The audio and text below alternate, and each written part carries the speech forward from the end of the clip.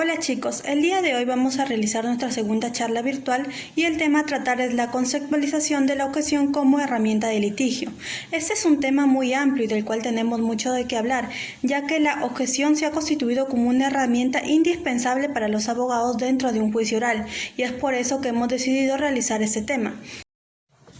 Es por ello que definiremos a la objeción como un arma letal que forma parte del litigio y con la que todo abogado debe contar durante el marco de un juicio oral. Es por esto que se considera como un mecanismo de defensa que permite un control de la calidad de la información producida por la prueba durante el juicio oral y por lo tanto se constituye como una estrategia de parte del litigante y de la misma manera como herramienta de defensa que contribuye al ejercicio de un debido proceso que se encuentra arreglado y con límites definidos.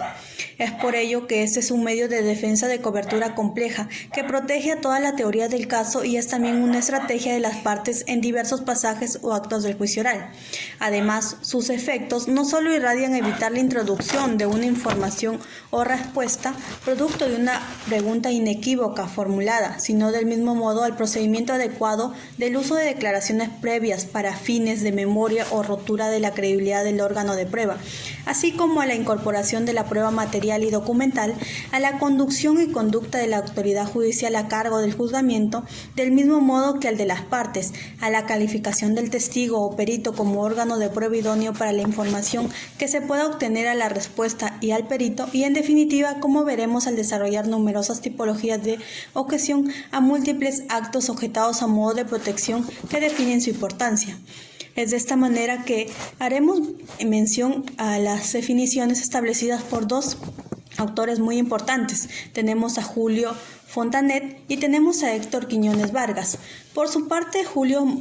Fontanet nos dice que las objeciones son procedimientos utilizados para oponerse a la prestación de evidencia inadmisible, como también para objetar un comportamiento indebido durante el juicio. Este también agrega que el objetar adecuadamente requiere mucho más que el conocimiento del derecho de la prueba, sino que al objetar el abogado, aparte de poder identificar la pregunta o la contestación, establece qué es lo objetable para poder identificar de esta manera cuáles son los fundamentos correctos y, más importante aún, evaluar la deseabilidad de objetar. En palabras del autor Héctor Quiñones Vargas, nos dice que dentro del sistema acusatorio adversatorio, el término objeción significa poner reparo a algún elemento material de prueba que se pretende introducir al proceso por alguna de las partes litigantes o por el juez.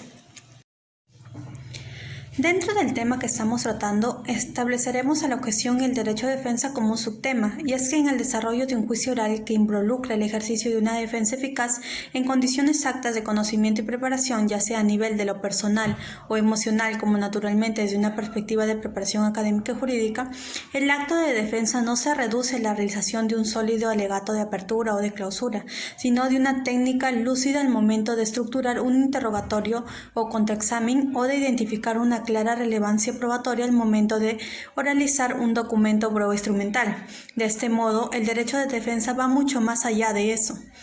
Es por lo tanto que impone también el adecuado ejercicio de la técnica en el uso de mecanismos de objeción vinculados con la estructura de estrategia de defensa, comúnmente llamada teoría del caso. Lo que cada litigante en sus respectivas pretensiones punitivas, resarcitorios o de inocencia desea obtener como síntesis definitiva del término del juicio. De ahí que con acierto se manifieste que el instrumento de la objeción constituya también una estrategia de defensa de la cual se vale el litigante para un resultado exitoso en el juicio.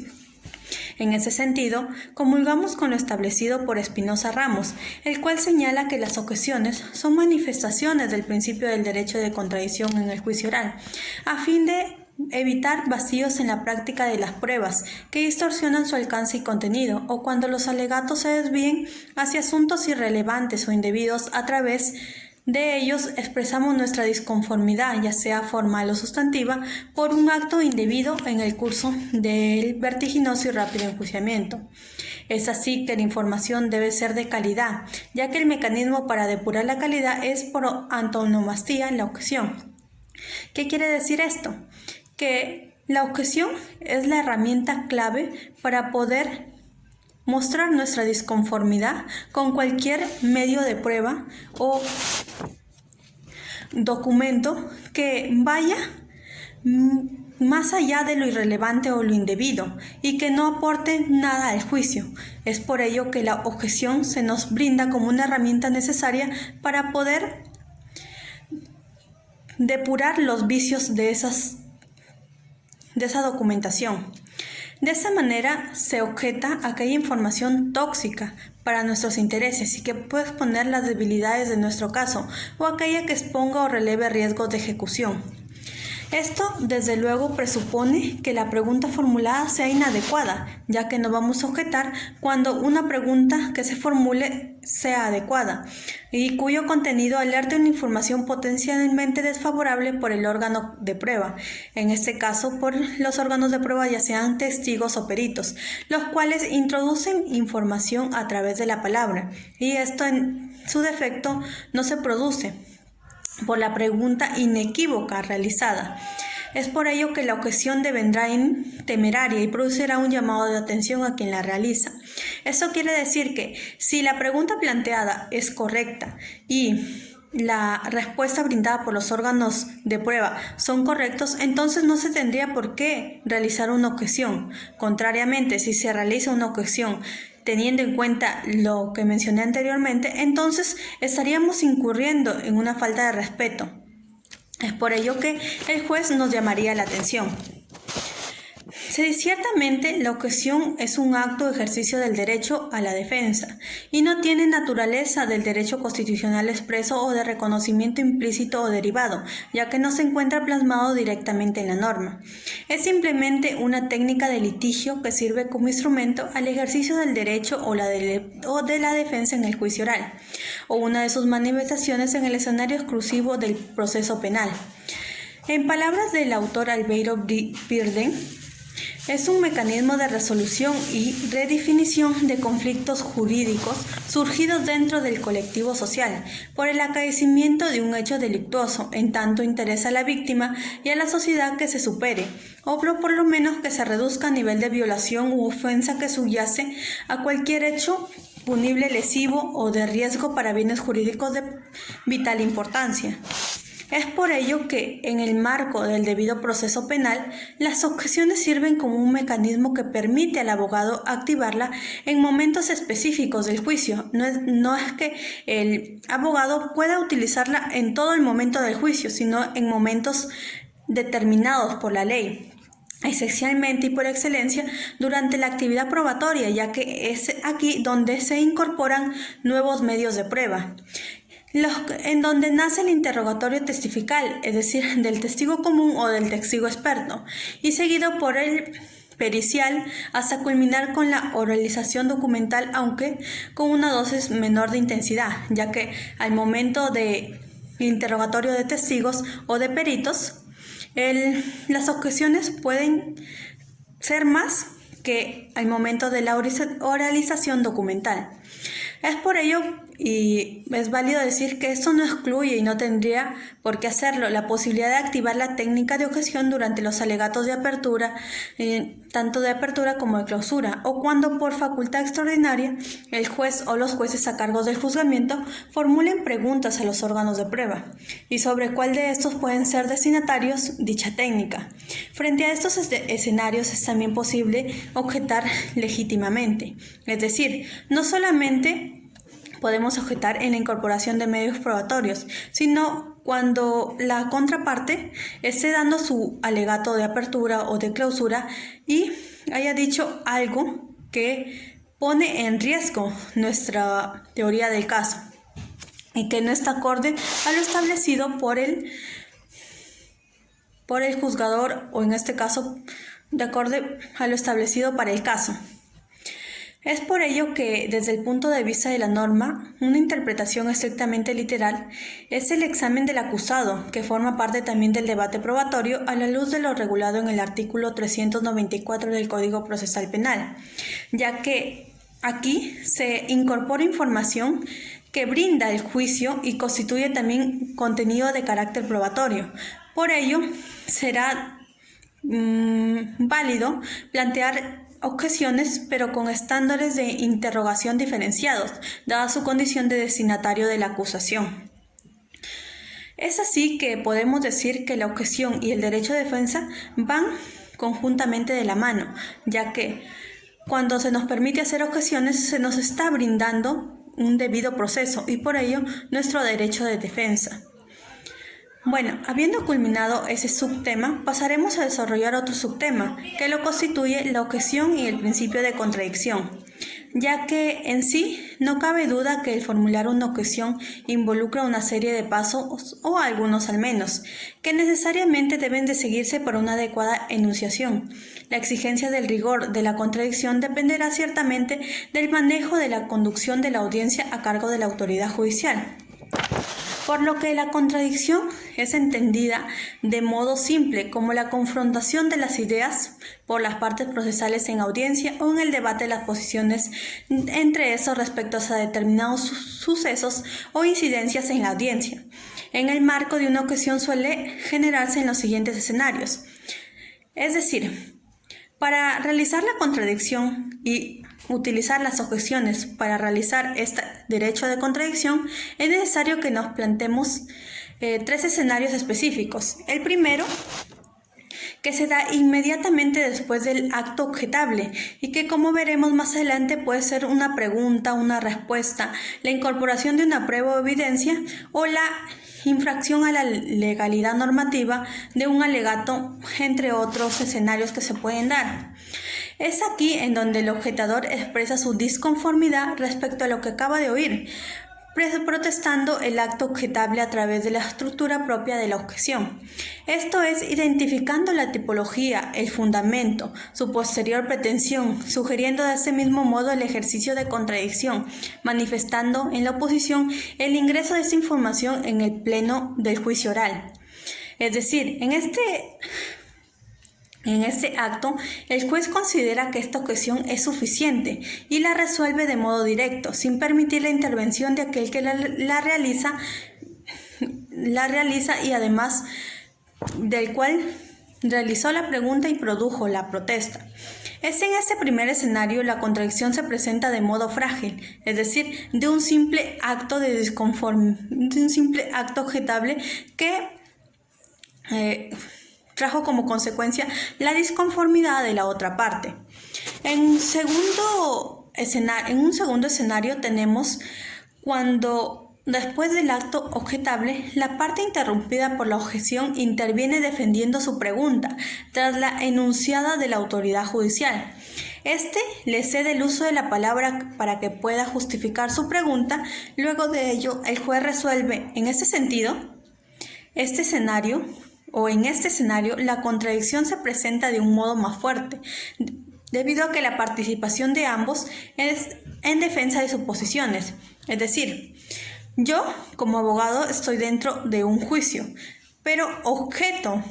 la pregunta que está realizando la contraparte porque considero que es impertinente. Pero la parte que realizó la pregunta no lo considera, y es por ello que pide reformular su pregunta para que pueda ser más entendible. Es por ello que existe una contraposición de las partes, en donde la objeción es la principal herramienta de litigio. En cuanto al tercer escenario que se utiliza en este derecho de contradicción, tenemos cuando el juez, ampliamente democrático y excesivamente permisivo, concede el uso de la palabra una y otra vez, autorizando de modo permanente la intervención de las partes hasta formarse convicción de su decisión, garantizando en nuestro concepto de modo ciertamente desmedido el debate y enfrentamiento de ideas y argumentos de ambos. Este tercer escenario de contradicción se presenta un modo más intenso que los anteriores, ya que en esta parte van a existir objeciones por ambas partes en todo el desarrollo del juicio oral. ¿Y todo esto por qué? Porque el juez permite para que pueda de esta manera llegar a una convicción sobre su decisión final. Habiendo terminado este subtema y culminando ya con el derecho de contradicción, es necesario que concluyamos que cuando se trata del derecho de contradicción, este es un derecho que abarca no solamente la contraposición de las partes y el derecho que tienen para oponerse a la parte contraria, sino también de plantear objeciones a favor de cada una de las partes. Bueno, como cuarto subtema al tema en general, vamos a hablar de la objeción y su regulación en el Código Procesal Penal. Y es que es claro que si hablamos de objeción, tenemos que hablar sobre su regulación jurídica. Pero tendríamos que decir desde un punto de vista objetivo que no existe tal regulación en el Código Procesal Penal, en ninguna sección, título, capítulo o cualquier denominación similar que regule de esta manera expresa las objeciones o a través de las formas siguientes: de las objeciones, de la objeción en el juicio oral, objeción y etapa intermedia, del uso de las objeciones. En suma, podemos decir que no encontramos en nuestra legislación alguna referencia autónoma o exclusiva de tal regulación. Sin embargo, podemos decir que tímidamente se ha incorporado dentro de los artículos 376 y 378, al establecer reglas a la declaración del acusado, como también a regular declaración de los testigos y peritos, los cuales se regulan de la siguiente forma. Es por ello que debemos hacer mención al artículo 376, la cual establece cuál es la declaración del acusado, inciso 2, que nos preceptúa que si el acusado acepta ser interrogado, el examen se sujetará a las siguientes reglas. El interrogatorio estará sujeto a que las preguntas que se formulan sean directas, claras, pertinentes y útiles. Y además nos establece que no son admisibles preguntas repetidas sobre aquello que el acusado ya hubiese declarado, salvo la evidente necesidad de una respuesta aclaratoria. Tampoco están permitidas preguntas capciosas, impertinentes y las que contengan respuestas sugeridas. De este modo que el artículo 376 del Código Procesal Penal no nos establece sobre las objeciones en sí, sino nos establecen cuáles son las objeciones permitidas ante la ley. De la misma forma, el artículo 378 del mismo código nos establece cuál es o cómo va a ser el procedimiento del examen de testigos y peritos. Y en esta parte nos dice que el juez moderará el interrogatorio y evitará que el declarante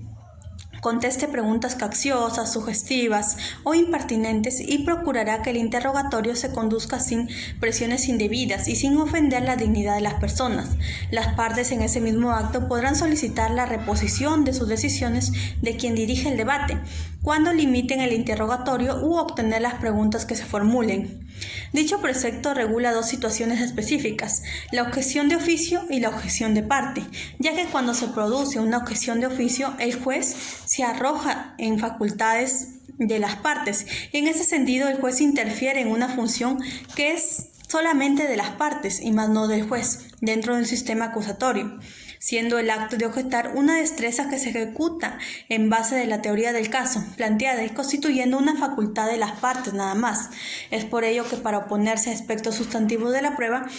no puede ser entregada de manera general al juez, ya que debido a que como tercero imparcial no maneja ninguna teoría del caso, no puede evaluar la conveniencia o no de plantear alguna objeción.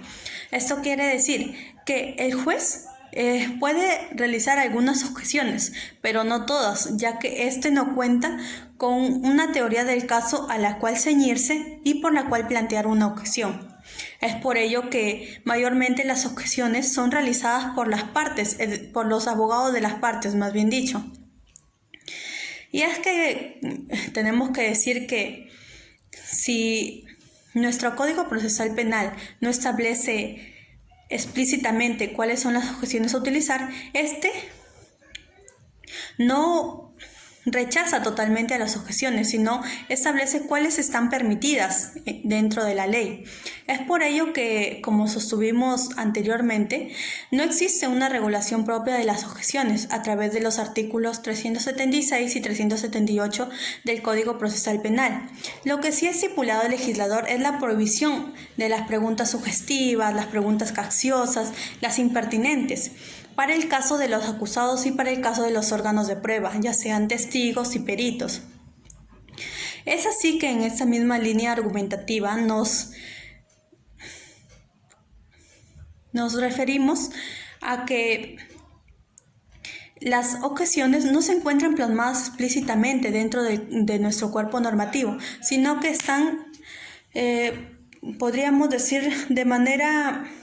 sugerida las cuestiones permitidas, o sea, las limitaciones que se le ponen a las objeciones. Es por ello que nos afianzamos de lo establecido por Neira Flores, que nos señala que si bien es cierto las partes son las llamadas a controlar el ingreso de la información al juicio, también es verdad que el sistema vela porque la evidencia que ingresa no sea contaminada por los operadores jurídicos que se encargan de introducirla. Es así que el legislador ha creído conveniente establecer la prohibición de preguntas capciosas, impertinentes y las que contengan respuestas sugeridas durante la declaración del acusado. Del mismo modo, y aunque no se haga referencia de manera expresa, el legislador también prohíbe las preguntas de coacción o que coaccionan de cierta manera, o como podríamos decir, sin presiones indebidas, o las preguntas discriminatorias o de hostigamiento, sin ofender a la dignidad de las personas, ya que la dignidad es un derecho constitucionalmente reconocido. Podríamos plantear esta cuestión de distinta manera, y es que no se ha regulado la objeción, sino más bien la prohibición de determinadas preguntas. Por lo tanto, a nivel de acusados como de órganos de prueba, se deben formular diversas objeciones, pero que se rigen por las prohibiciones establecidas en el Código Procesal Penal. Es por ello que decimos que no existe otra forma de enfrentarnos a esas preguntas prohibidas por el legislador, sino a través del mecanismo de las objeciones. Es aquí en donde, de alguna forma, de manera subrepticia, la objeción cobra cierta presencia normativa, aunque ciertamente implícita. Es así que, a juicio de diferentes autores, ya sea voluntario o involuntariamente, el legislador se dice que sí hizo bien al no incorporar la regulación de las objeciones en la norma querida, y esto en esencia por 4 razones fundamentales. La primera de ellas es porque no podríamos transformar el Código Procesal Penal en un libro o material de técnicas de litigación oral, puesto que no implicaría pervertir su finalidad y motivo de creación, ya que el código no ha sido creado para enseñar a los litigantes a realizar un mejor ejercicio de la litigación. Es por ello que no se establecen el concepto de objeción y mucho menos las clases de objeciones que existen. Solamente se establecen las limitaciones a las objeciones que se puedan realizar durante el juicio. Una segunda razón lo establece el hecho de que si se permite que el Código Procesal Penal, una excepción o espacio de regulación de una técnica de litigación, permitiríamos también la regulación de los límites del alegato de apertura, de las prohibiciones de todo alegato de clausura, o permitiríamos también una regulación del ejercicio académico de refrescamiento de memoria o de la técnica de imputación de credibilidad, regulando cada uno de estos de manera explícita, a manera de orientación. Esto no es lo que se quiere hacer. Lo que se quiere hacer es establecer solamente los límites de las objeciones, más no establecer o crear un manual para que los litigantes lo sigan al establecer alguna objeción dentro de un juicio. Es por ello que asumir esta posibilidad no solo involucraría el incorporar al Código Procesal Penal una nómina o catálogo de objeciones, dividiéndolas según su estructura o forma de aplicación, sino que implicaría además desarrollar el concepto de cada una de estas en su propia norma. Es por ello que si lo que se pretende es orientar al operador judicial, entonces esta orientación debería ser completa. ¿Y qué mejor manera de hacer esto que agregando sus respectivas definiciones o incluso estableciendo en la propia norma las excepciones a las objeciones o a las preguntas sugestivas en un interrogatorio, directorio o a las excepciones a las preguntas hipotéticas frente a testigos o peritos? En aquellos casos en donde previa a este tipo de preguntas, es decir, prima, se ha generado un profundo cimiento de base de suficiencia profesional y cognitiva, en donde no es menester de los operadores de justicia que han creado el Código Procesal Penal regular las figuras de las objeciones. Es así que podríamos decir que al abrir la puerta de la excepción o a la regulación de la objeción, abriríamos el portón a todas las formas y técnicas o instintos de la litigación oral, y esto en definitiva solo podría anular su magia, la preparación y la imprevisibilidad de todo abogado, sino que principalmente reduce la capacidad y la preparación de los operadores judiciales que participan en un juicio oral a textos regulados en el Código Procesal Penal. Y como última razón tenemos el hecho de que ciertamente debe existir alguna base normativa que cuando menos revele la existencia de la objeción, como efectivamente ocurre en lo señalado en el Código Procesal Penal. Pero el aporte de la objeción como mecanismo de defensa en un juicio oral es una contribución de la academia jurídica, de las aulas, de los talleres, de las capacitaciones, en definitiva de la preparación de cada operador de justicia. Es por ello que se establecen o se han creado manuales de derecho penal que aportan diversas maneras de la comprensión y desarrollo dogmático de un tipo penal. Los manuales de litigación, la objeción en particular, como expresión de esta técnica aportan la dinámica y el desarrollo del juicio oral. Es por ello que no es necesario que se incorpore de manera explícita el tipo de objeciones y las objeciones que se pueden utilizar en el Código Penal, sino que estas se desarrollan en cada uno de los operadores de justicia, dependiendo de sus capacidades y de sus alcances. Es por ello que estaría errado el hecho de querer establecer de manera explícita cuáles son las objeciones y su aplicación en nuestro ordenamiento jurídico.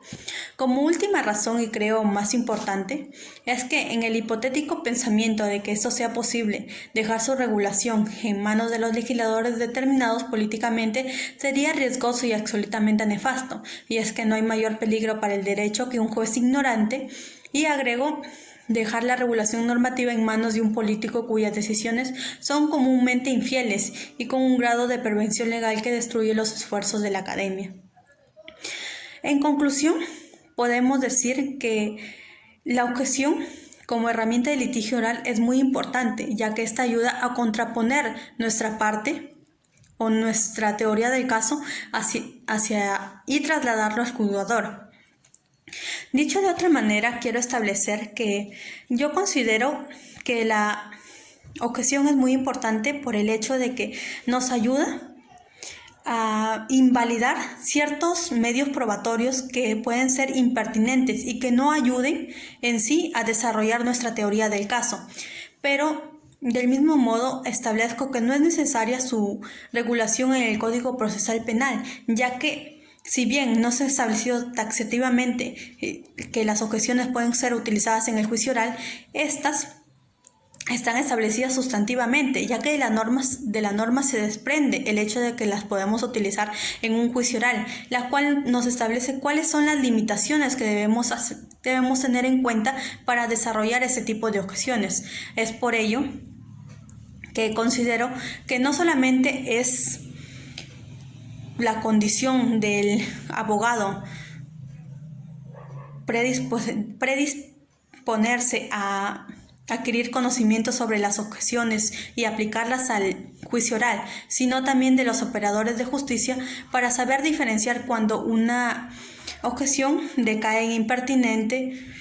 o en otra que se encuentre regalada en la ley. Bueno, chicos, eso es todo lo que tenía que decir sobre la objeción. Es por ello que me retiro. Muchas gracias por su atención.